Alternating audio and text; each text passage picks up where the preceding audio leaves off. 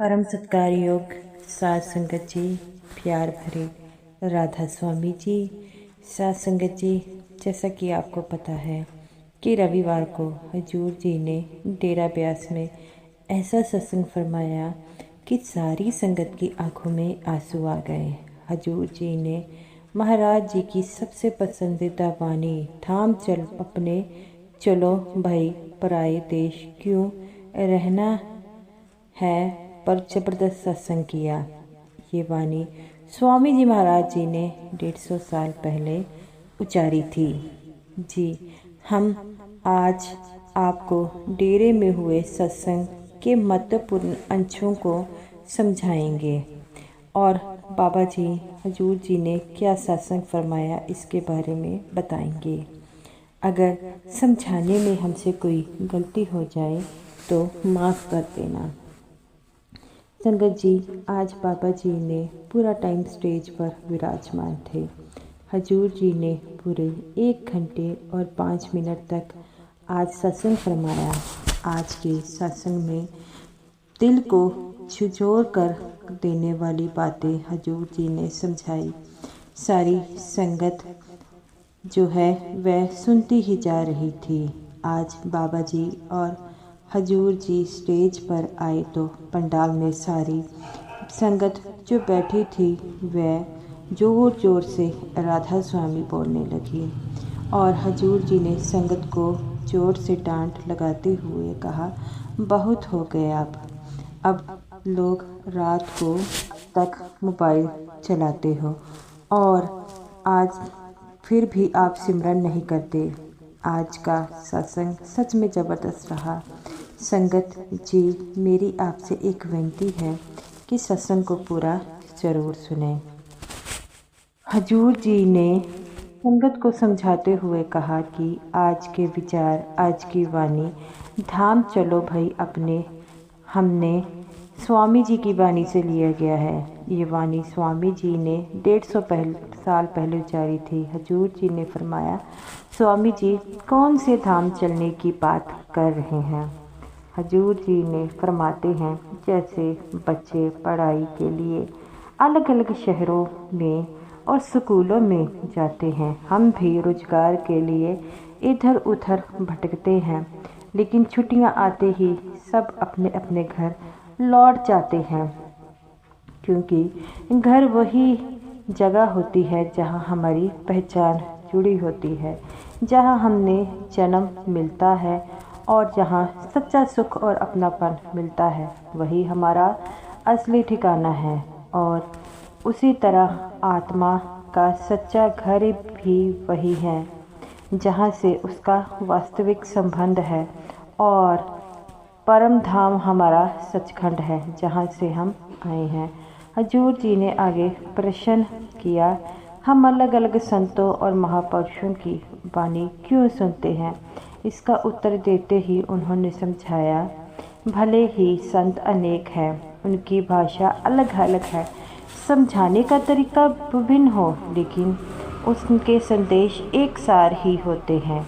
लक्ष्य सबका एक ही है, बस रास्ता बताने की शैली अलग अलग है। हजूर जी ने बहुत ही स्पष्ट शब्दों में कहा कि कोई भी सच्चा महात्मा इस दुनिया में हमारा धर्म बदलने नहीं आता, उनका उद्देश्य हमारा बेहतर इंसान बनाना होता है। वह हमें याद दिलाने आते हैं कि हम इस सृष्टि के जो है मालिक एक है और हम सभी परम संतों की महिमा का गुणगान करना चाहिए। जब भी आध्यात्मिकता की बात होती है तो धर्म और जातियों की सीमा को ऊपर लेकर माली और ध्यान केंद्रित करना चाहिए। हजूर जी ने बताया कि जो ग्रंथ, पोथियाँ और पवित्र वाणियाँ हमें मिली है वह महापुरुषों के जीवन का सार और निचोड़ है।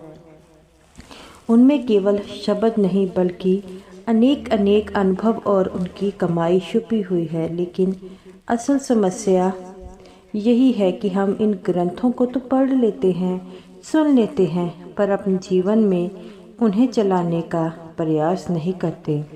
इसी बात को समझाने के लिए हजूर जी ने एक बहुत ही सरल उदाहरण दिया। हजूर जी ने फरमाया कि हम स्कूल में फ़िज़िक्स या बायोलॉजिक विषय पढ़ते हैं तो सबसे पहले अध्यापक हमें उसका सिद्धांत यानी कंसेप्ट समझाते हैं। उसके बाद हम प्रयोग करते हैं। जब प्रयोग सफल होता है तो हमें खुद अनुभव होता है, तभी उसी बात पर सच्चा विश्वास बनता है। हजूर जी आगे फरमाते हैं कि बिल्कुल यही नियम संत मत में भी लागू होता है।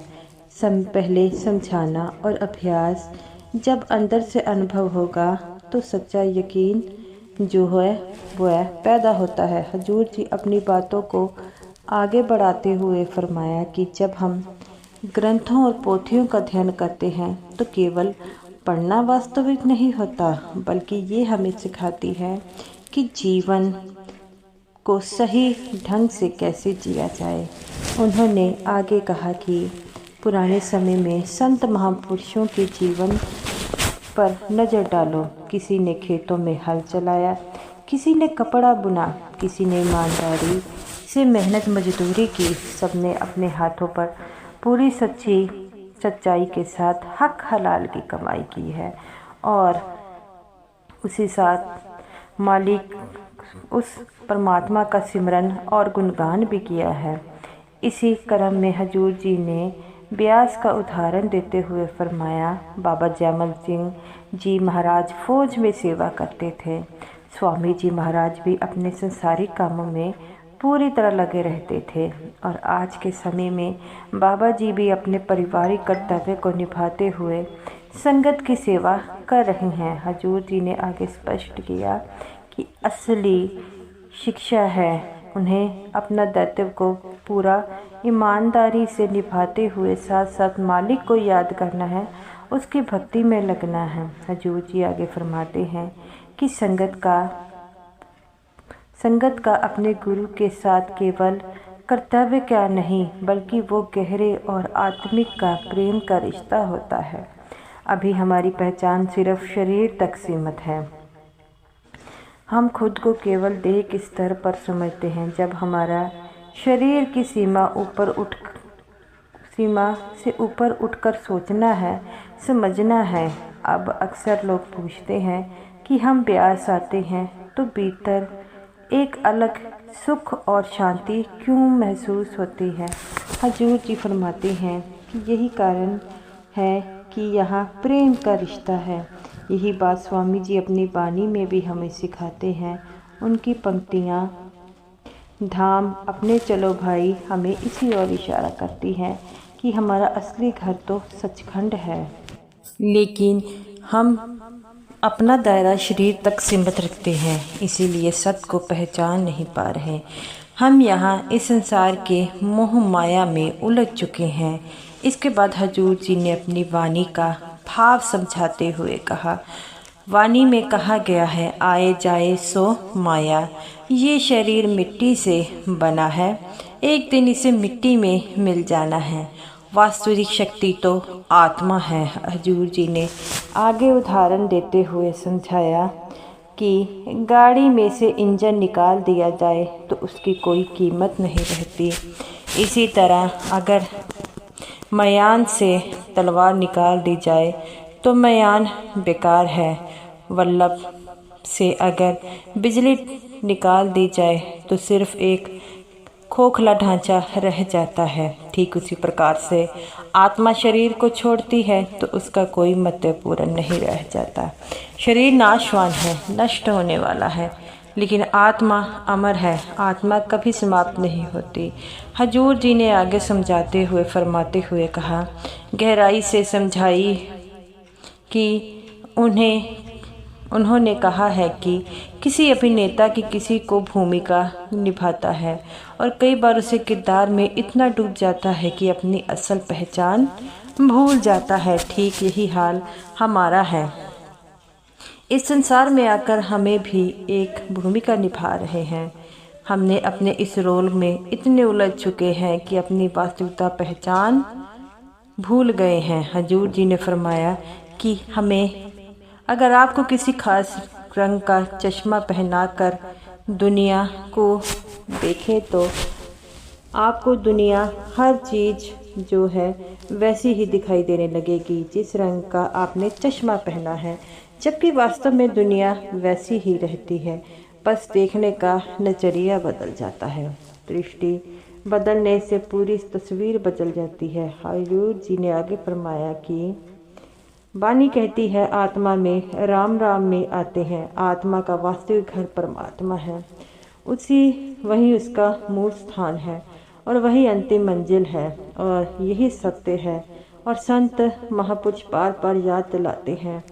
संत पलटू साहिब ने कहा था, साहिब क्या करे तेरे पास। बाइबल में लिखा है, are the living temple of God, यानी परमात्मा का असली निवास हमारे भीतर है।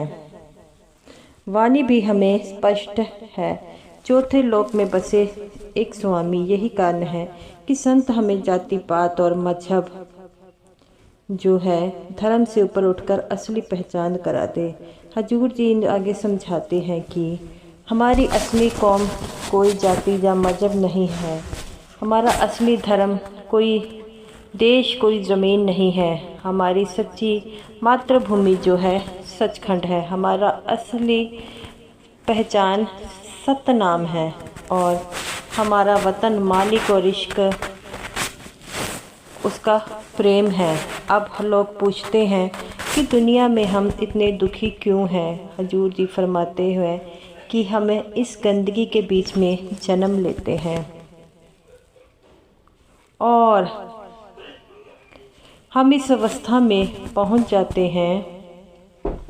तो साथ संगत जी, बाबा जी हजूर जी ने संगत को बड़े ही प्यार से इस सत्संग में समझाया और हमें ये स्पष्ट किया कि हमारा इस जीवन में आने का क्या उद्देश्य है, लेकिन हम भूल कर बैठ गए हैं। तो साथ संगत जी, हजूर जी की बातें सुनकर संगत रोने लगी। तो साथ संगत जी, ये मेरी आज की वीडियो अच्छी लगी हो लाइक और शेयर कीजिए और समूह साथ संगत जी को राधा स्वामी जी।